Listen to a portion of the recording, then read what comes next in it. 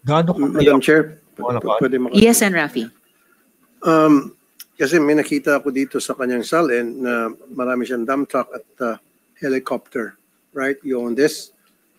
Wala kang partner dito. Sarili mo ito. Ikaw nagmamayar dito. Nakarehisto sa iyo lahat to. Your Honor, yung dump truck po, nabenta ko po siya last year. Yung helicopter po, gagawin ko po sana siyang negosyo. Kasi nagkaroon po... No, I'm just asking you. Sa akin po. Sa iyo to. Binili mo ito, sarili mo, wala kang partner sa pagbili mo ito.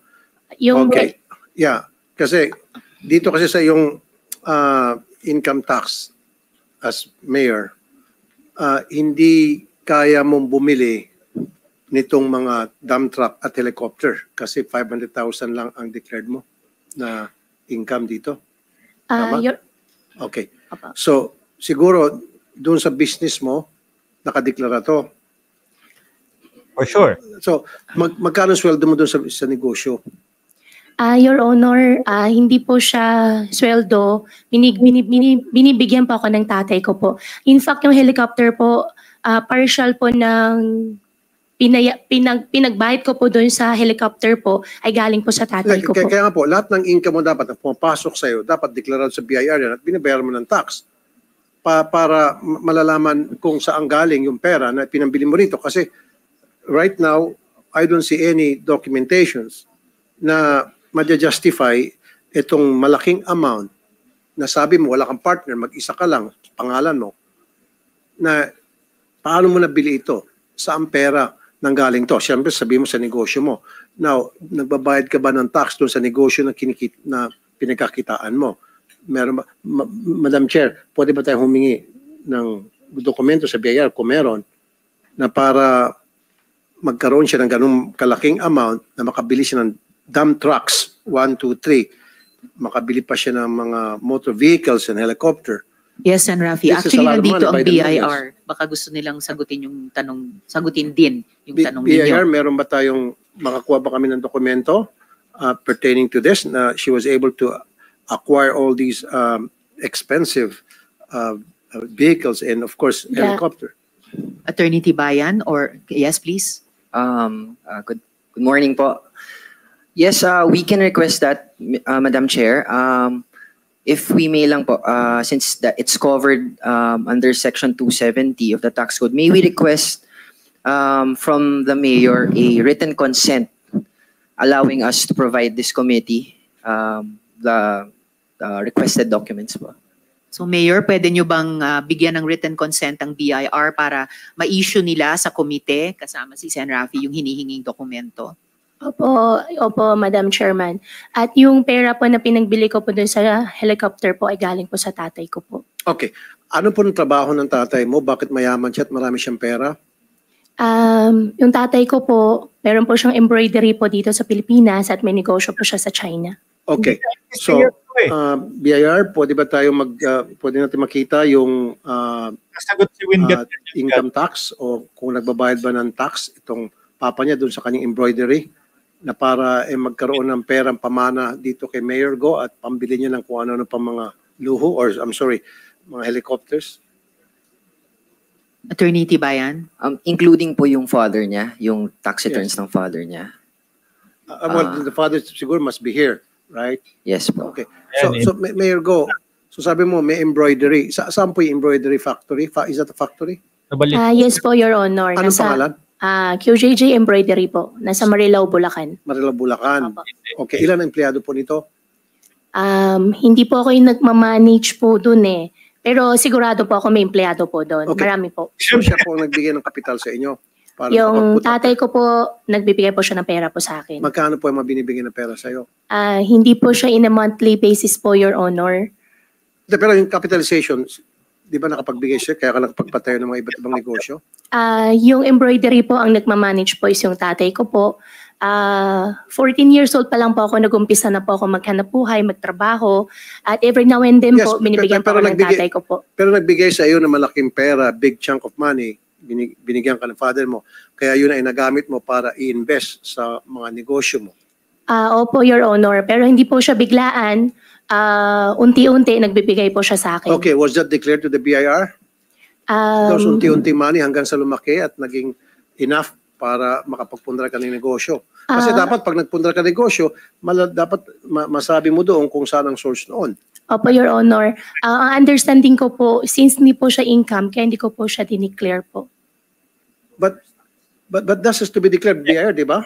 So anybody, anything na pera na pumasok sa iyo at yung perang yon ininvest mo sa negosyo, that has to be declared sa BIR.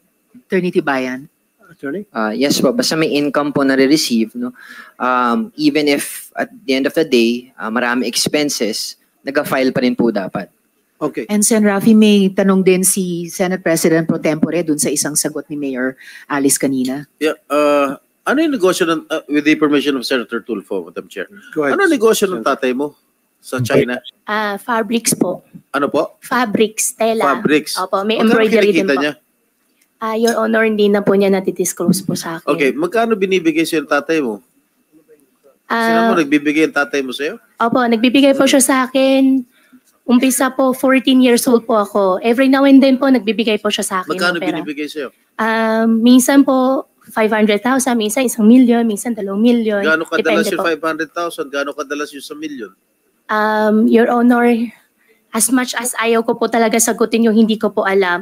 Pero hindi naman po siya, hindi po siya in a regular basis po.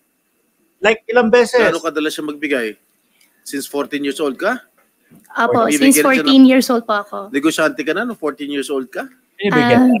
14 years old po, nagtatrabaho na po ako sa farm. Oh, so nagbibigay siya ng pera, kalating milyon, 1 milyon, saan mo nilalagay ang pera? Sa farm po.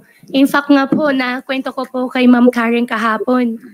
First time po niya ako pinagawan po ng cheque when I was 17 at natalbugan po ako dahil wala pong pondo, hindi po ako naglagay po ng sufficient. Wala, aba, natatalbo. Okay, nasaan ang tatay mo? Ang tatay ko po, nasa ibang bansa po ngayon. Nasaan? Nasa China po. Kailan siya babalik? Siguro mga 1 linggo lang po.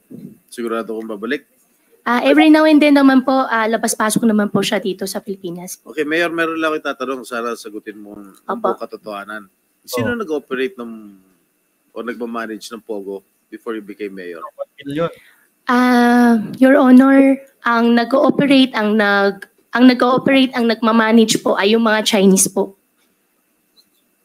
Yung si Shi Chun-chan po na taga Hongsheng at si Wang Jiyang po na taga Baofu po. This is quite personal. Opo. Wala ka asawa? Wala po. Boyfriend? Wala po. Sigurado? Sigurado po. Wala ka live-in partner? Wala po. Yung live-in partner mo nagmamanage ng Pogo operations mo sa Bomban? Hindi po. Sigurado ka? Sigurado po ako. Wala ka relasyon sa isang public official? Wala po. Marami na po sila nalilink po sa akin simula po na buksan pong issue.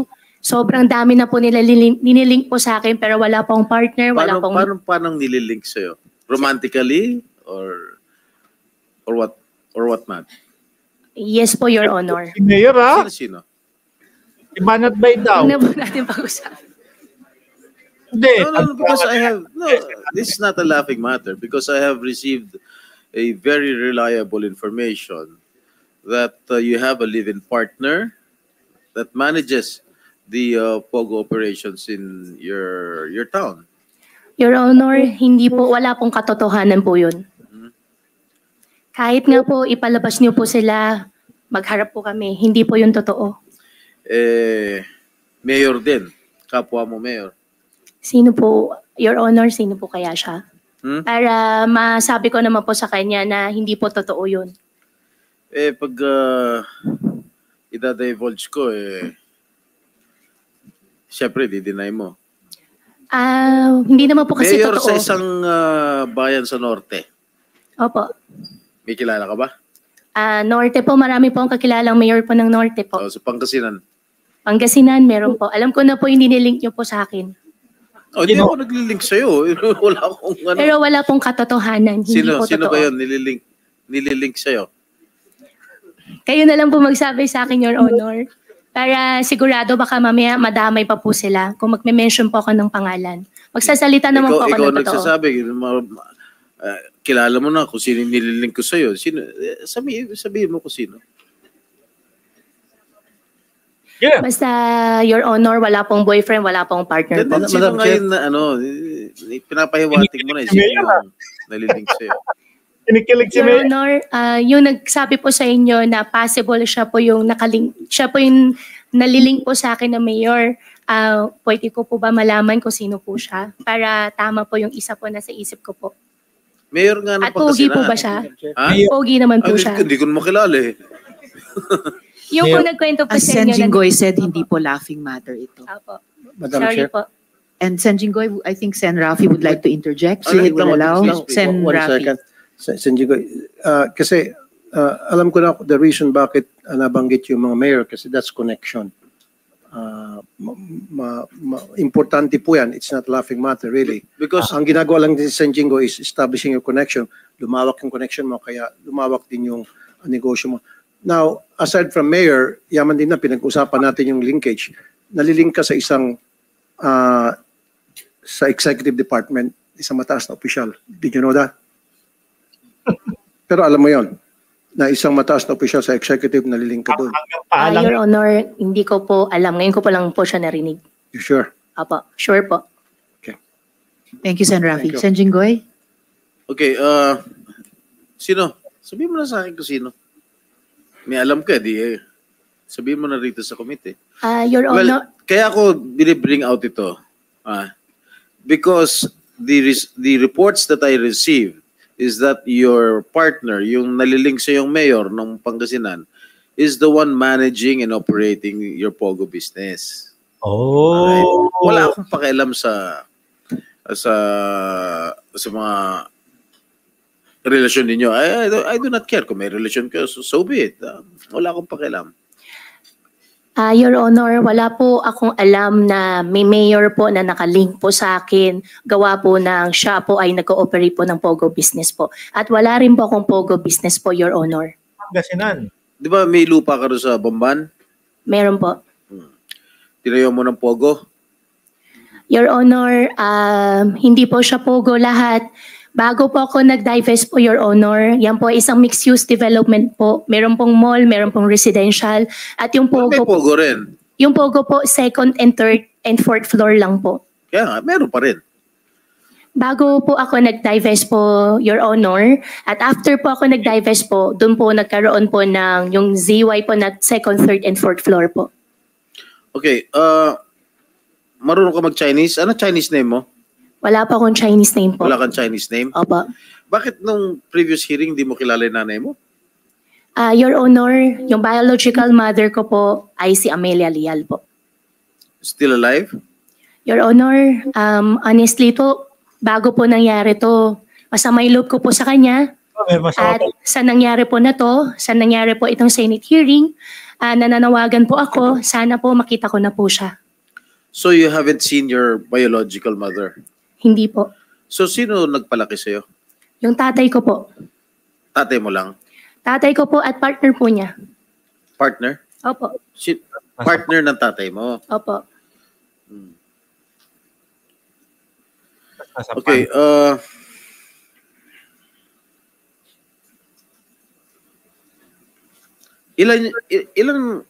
how many motor vehicles do you own? Sa ngayon po, isa po. Isa lang? Opo, sa ngayon po, isa po. Sensual ito. Isa lang? Pero marami kang dump truck. Nasa Yes. pangalan mo lahat. Yung dump truck po, opo, nabenta ko na rin po yung dump truck. Okay, paano ka nagkaroon ng helicopter? Magkano yung binigyan ng tatay mo para sa pambayad ng helicopter? Yung helicopter po, pinag-ipunan ko po at sa loob po ng 2 years po minigay sa akin ng tatay ko po yung kalahati po nung pangbayad po ng helicopter. Kalahati. Opo. Kasi ang nakalagay dito, 60 million pesos. Your Honor, nabili po siya less than $1 million po. Yung dollar po nung time po na nabili po is kung di po ako nagkakamali, 46 or 47 po. When did you purchase the helicopter? 2019 Grabe, ano? 1 po yata. Kanino nyo pinurchase? Lion Air po. Lion Air. Opo. Kay Archie po. Ang kausap ko po si Sir Rene. Rene Sia. Opo, Rene Sia po. Sia. Opo, Sia. Patay Opo. na. Namatay na. Ay. Anyway, bakit Pogo yung napili mong negosyo? Your Honor, wala po ako Galing kayo sa piggery at farming business. Your Sino Honor, nag-udyok sa'yo na magpatayo ng Pogo doon? Your Honor, wala po akong Pogo business at hindi po ako yung nagpatayo. Sa akin lang po is only yung property po, yung lupa lang po. Wala kang negosyo Pogo? Wala po ako negosyong Pogo. Bakit mo pinayagan magkaroon ng Pogo rin sa property mo? Your Honor, nag-umpisa po kami, yung Baofu po, bago po ako nag-divest po, in-invite ko po sila para mag-invest po sa Bamban. Pero ako po, wala po akong Pogo na business po at hindi rin po ako nagmamanage po ng Pogo. At license po yung Pogo na andun po sa Bamban. Ang sa akin lang po is nung naging mayor na po ako, nagbigay po ako ng business permit po. Okay, dun sa interview mo kay Miss Karen Davila, na pinalabas lang nung Lunes, sinabi mo na bumili ka you bought the Baofu land in Bamban for 700 pesos per square meter. Tama? Okay. Tama po, Your So Honor. that was about 55.3 million pesos for the 7.9 hectare land in 2018. Tama? Tama po, Your Honor. How much did you shell out for the purchase of that parcel of land? Your Honor, nabenta ko po siya ng 1,200 pesos per square. Nabenta mo? Opo. Ang usapan po namin dyan ay sa akin po yung majority po ng share. At Saan mo kinuha yung pambayad ng lupa? yung pangbayad po ng lupa, installment po, Your Honor. Installment? Pagkano Opo, installment po, partially po galing sa farm, partially po galing po sa tatay ko po. Magkano yung galing sa tatay mo? Your Honor, ito-double check ko po. Wala kang hiniram na pera galing sa mga creditors? Meron po akong loan po, Your Honor. Magkano? Outstanding ko po ngayon, hindi ko po sure yung exact pero almost 200 po. Mga 190 po siguro. 190 million. So tinatanong sa'yo ni Senator Risa, ni Madam Chair kanina, kung sino yung mga Board of Incorporators mo rito sa Baofu. At halos lahat ay may mga criminal records. At sinabi mo, ngayon mo lang nalaman? Your Honor, dun sa Zhang Ziyang, nalaman ko po nung first hearing po na fugitive po siya. Before po noon, hindi ko po talaga alam. Dun sa naman po dalawa, nakita ko po dun sa Facebook post po ni Madam Chairman po at gumawa po ako ng research po, nag-search po ako sa Google. Sino ito si Lin Baoying? Lin Baoying, yan po yung nakita ko po kahapon po na isa po siyang incorporator po ng Baofu at nung after ko po mag-divest po, hindi ko na po alam. Fugitive sa... Hindi mo kilala itong si Lin Baoying? Si Lin Baoying, tsaka yung isa pa po na lalaki, hindi ko po kilala. Ang kilala ko lang po dyan si Zhang Ziyang. Kasi she's the only woman accused in the $2.8 billion money laundering case. Singapore. Ito. Hindi mo kilala? Hindi ko po kilala, Your Honor. Pero Board of Directors ng Baofu, hindi mo kilala? Hindi ko po kilala. Ang kakilala ko lang po dyan, ang kausap ko po dyan is Zhang Ziyang. na nagtatago din. Sino yun? Sino ulit? Zhang Ziyang. O ano siya? Board of Incorporators din? Opo, Board of Incorporators. At siya po yung kausap ko po. So hindi mo kilala itong si Lin Baoying? Lin Baoying, hindi ko po siya kilala. Ilan ba yung Board of Incorporators mo? Meron pong 3 foreign po. Walang Pilipino? Meron pa po isang Filipino. Sino? Rachel Joy po. Ikaw, anong participation mo doon? Ang participation ko po doon sa Baofu po ay sa akin po yung property, sa akin po yung lupa. Hindi ka member ng Board of Incorporators? Bago po, incorporator po ako at after ko po mag-divest po, umalis na po ako. After kang? Mag-divest po, 2021 po. Nung nag-mayor ka? Hindi pa po ako mayor po noon. Gusto po nila magpasok na po ng pera at wala pa akong ipapasok. Kaya napag-usapan po namin na ibebenta ko na lang po yung percentage po ng share po na hawak ko po. Alright, Madam Chair, since the majority of the senators is meeting today, I will just reserve my right to question the next hearing. Certainly, Sen. Jinggoy, at Thank you, salamat Madam po. Chair. Opo. Maraming salamat. Bago ko rin balikan yung maraming tanong ko sa actually tatlong salen nyo, Mayor. Gusto ko lang Alin? tanong ng ilang mga tanong kay Chair Garcia ng COMELEC. Oo, dahil kailangan nilang umalis ng mas maaga dahil meron po silang anbang. Muli, Chair Garcia, salamat sa pagdalo nyo. I just have a few questions for the COMELEC regarding yung subject ng investigation ng komite sa ngayon. So, thank you also for submitting the requested documents to the committee. Didiretso na po ako agad sa tanong. Ang sabi nyo po ay trabaho lang ng COMELEC ay tanggapin ang mga dokumento ng mga kandidato at siyasatin kung ito ay kumpleto. So, tama po ba sabihin na COMELEC doesn't look beyond the four corners of the documents? Madam Chair, good morning and the members of the committee. Tama po, Madam Chair, ang sabi po ng Korte Suprema sa Serafica versus the Commission on Election, ni-reiterate yung decision nila sa Cipriano versus the COMELEC. Ang duty po kasi ng commission ay ministerial na kung saan tatanggapin namin ang certificates of candidacy basta kumpleto yung lahat ng items doon sa form ng COC at ito po ay under oath.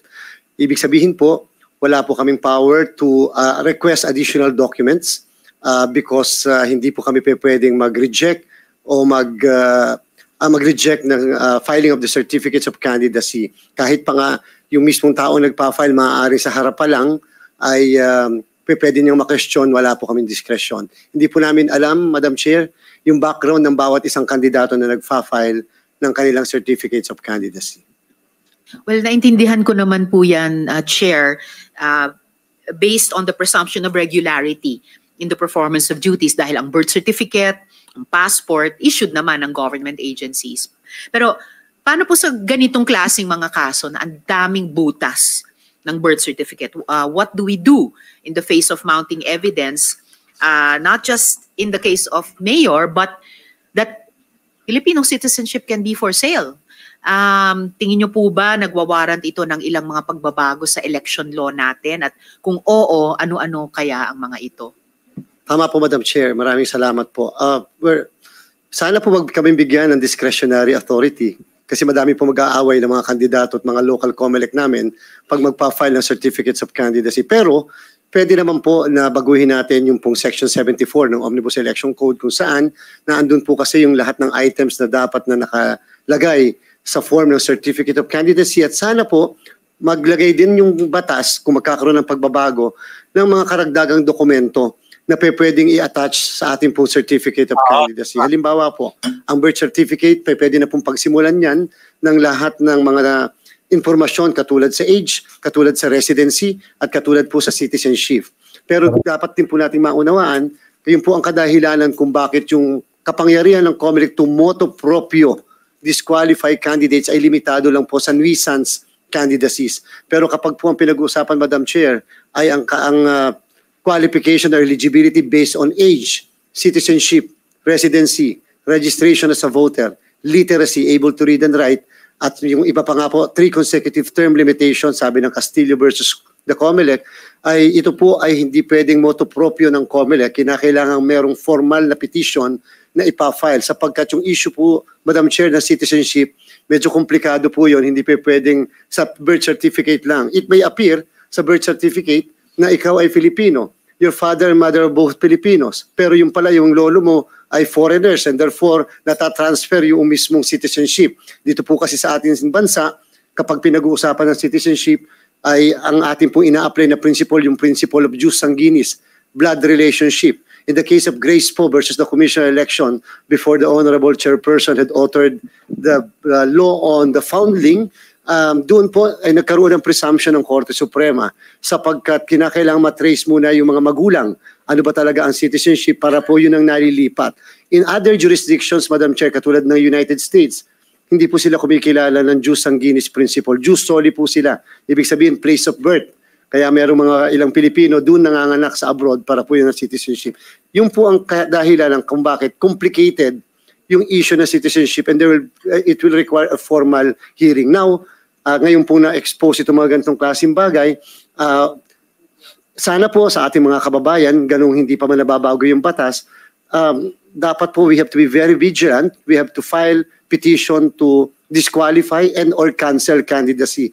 For information, Madam Chair and the members of the committee, pag po kasi age, citizenship, residency, registration as a voter, and literacy, hindi po siya disqualification petition. Siya po ay proper ground for a petition to deny due course and or cancel candidacy under Section 78 in relation to Section 74 of the Omnibus Election Code. Meaning, pag kinancel po namin ang inyong candidacy, you cannot be substituted because as if you did not become a candidate. Yung po yung, kaya po sana po aware tayo dahil may period po yung filing ng mga ganitong klaseng petition. Ito po ay pwede lang i-file within 25 days after the date of the filing of the candidacy. Failure to file within that period, wala na pong jurisdiction ang Commission on Election.